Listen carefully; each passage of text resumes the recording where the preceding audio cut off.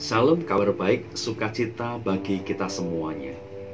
Betapa berbahagianya kita memulai hari dengan memberikan hati untuk dipimpin firman-Nya setiap hari. Menurut saudara, iman yang besar ataukah iman yang benar? Iman yang besar belum tentu menjadi iman yang benar. Namun iman yang benar pastilah iman yang besar. Tuhan Yesus mengajarkan bukan saja iman yang besar, tetapi iman yang memindahkan gunung. Itulah yang menjadi tema renungan kita hari ini. Markus 11 ayat 22 sampai 23. Yesus menjawab mereka, "Percayalah kepada Allah. Aku berkata kepadamu, sesungguhnya barang siapa berkata kepada gunung ini, beranjaklah dan tercampaklah ke dalam laut, asal tidak bimbang hatinya, tetapi percaya bahwa apa yang dikatakannya itu akan terjadi, maka hal itu akan terjadi baginya." Pernyataan Tuhan Yesus tidak menutup kemungkinan bisa berarti secara harafiah bahwa gunung itu benar-benar dapat beranjak dari tempatnya. Dapat memindahkan gunung dalam arti secara fisik. Sebab bagi Tuhan tidak ada yang mustahil. Bagi kita, apa pentingnya mendemonstrasikan iman untuk memindahkan gunung beranjak dari tempat yang semula ke tempat yang lain? Jika yang kita kehendaki, kita upayakan tidak bersinergi dengan kehendak Tuhan. Iman adalah dasar untuk melakukan kehendak Tuhan, bukan memaksakan kehendak manusia. Jadi, untuk memahami iman yang dapat memindahkan gunung, kita harus melihat satu rangkaian pengajaran atau satu paket pengajaran di dalamnya. Saat kita mempelajari Markus pasal 11 ayat yang ke-11 sampai 14, yang pertama itu menjelaskan bahwa iman yang besar, iman yang memindahkan gunung adalah iman yang berbuah, bukan iman yang berubah. Itu dijelaskan oleh Tuhan Yesus sendiri ketika mengutuk pohon ara. Ketika Tuhan Yesus berjalan keluar dari Betania, Tuhan Yesus tidak menemukan sesuatu untuk dimakan. Pohon ara adalah salah satu makanan utama di Timur Tengah. Saat itu memang bukan musim menuai pohon ara, namun sudah memasuki musim semi. Saat itu sudah seharusnya muncul kuntum-kuntum buah yang kecil.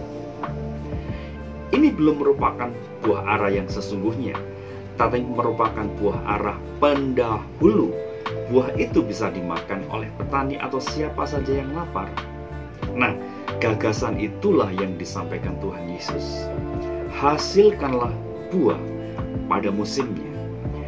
Sejalan dengan pengajaran Tuhan Yesus, kapak sudah tersedia bagi pohon yang tidak berbuah. Jadi iman adalah tindakan untuk menghasilkan buah. Produktivitas yang apa yang sedang kita kerjakan dalam pikiran, dalam hati kita, itu bisa dikeluarkan menjadi buah iman. Lebih dari apa yang kita dapat tampilkan secara lahiriah, berkat-berkat jasmania, kekayaan kita, deposito, rumah, tanah, bisnis, jabatan, itu penting, bahkan sangat penting. Namun hal yang lebih penting dari itu adalah iman yang berbuah, bukan iman yang berubah-ubah.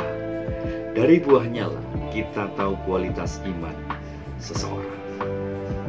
Yang kedua, iman yang memindahkan gunung itu berarti iman yang fungsional, bukan iman yang transaksional. Dapat kita baca dalam Markus 11 ayat 15 sampai 18. Kisah itu dapat kita simak ketika Tuhan Yesus menguduskan bait suci. umat Yahudi tersebar ke seluruh penjuru dunia, kemudian datang berkumpul di Bait Allah. Karena perjalanannya yang sangat jauh, kesulitan membawa hewan korban untuk dipersembahkan kepada Tuhan, sehingga mereka harus membeli hewan yang disediakan atau dijual di Bait Allah.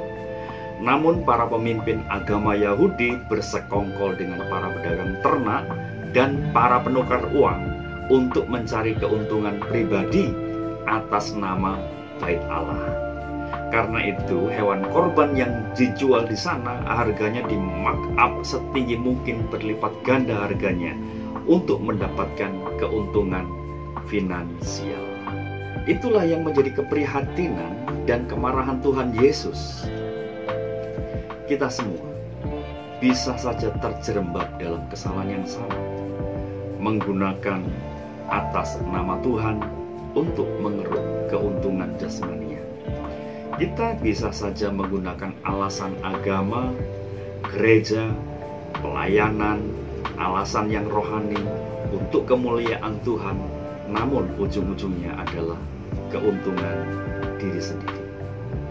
Iman bukanlah usaha untuk mendapatkan sebanyak mungkin berkat jasmaniah dari Tuhan. Iman bukan usaha mengeruk kekayaan surga itu berpindah dalam rumah kita, berpindah dalam usaha kita, dalam keluarga kita.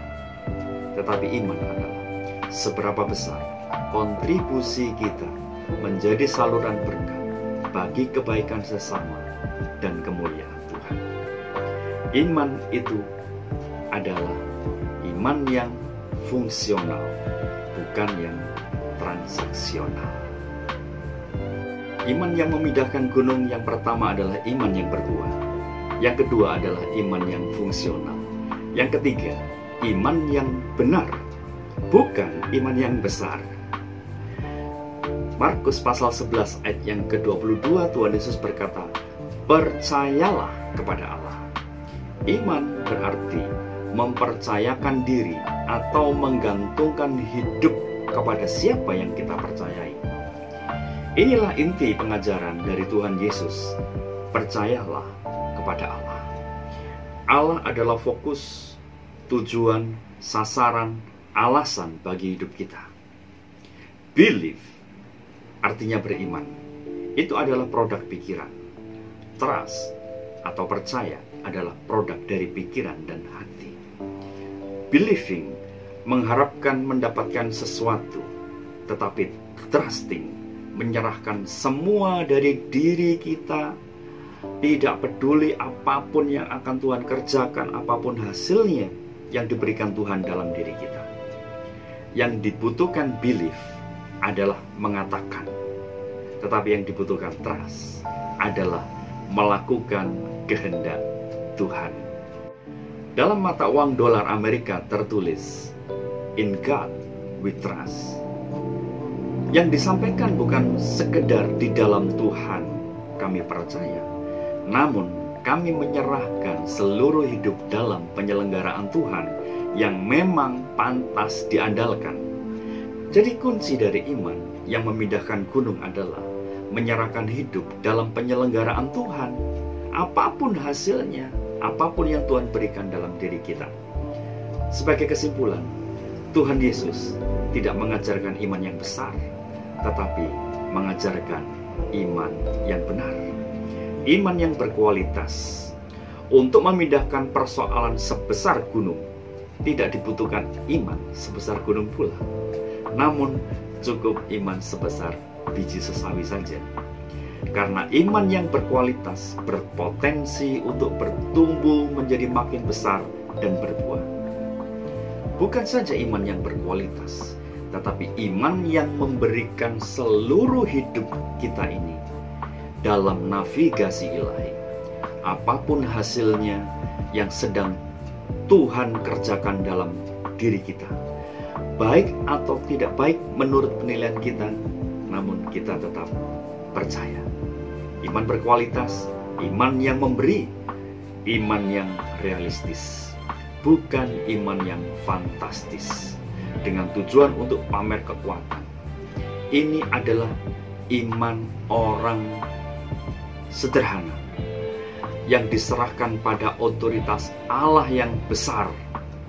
Ini adalah iman orang biasa yang diserahkan kepada Allah yang luar biasa.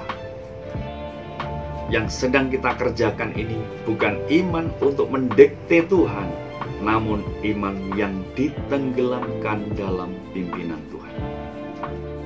Saudara yang dikasihi Tuhan, berapa besar imanmu kepada Tuhan? Itu tidak penting.